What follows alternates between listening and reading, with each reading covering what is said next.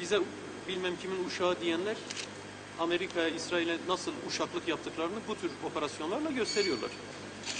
Bir istihbarat kırıntısı için, bir predatör, bir bilmem heron görüntüsü için kimlere yalvar yakar olduklarını, Türkiye'nin onurunu ayaklar altına aldıklarını, nasıl bir uşak tavrı gösterdiklerini görüyoruz. Bu nedenle istihbarat kimden gelmiş, kim yönlendirmiş, kim detaylı bilgi vermiş, bunları araştırıp ortaya çıkarması gereken hükümettir. Uluslararası başka güçlerin bu işte payı var mı yok mu, bunların ortaya çıkarılması lazım. Ama Amerika Birleşik Devletleri'nin hava operasyonları ile ilgili kendi ifadesiyle, AKP hükümetinin kendi ifadesiyle belirtiyorum, nitelikli istihbarat verdiği biliniyor. ABD şu anda heron görüntüleriyle, uydu görüntüleriyle nitelikli istihbarat veriyor hükümete.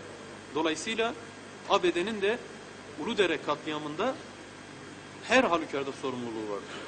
İster o nokta operasyonu ile ilgili istihbaratı vermiş olsun, ister vermemiş olsun. Ama bütün bu askeri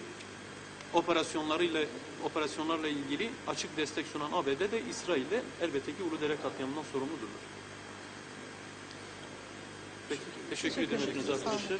Ayrıca dün çalışamayan gazeteciler günüydü. Burada değildim ama bir vesileyle en azından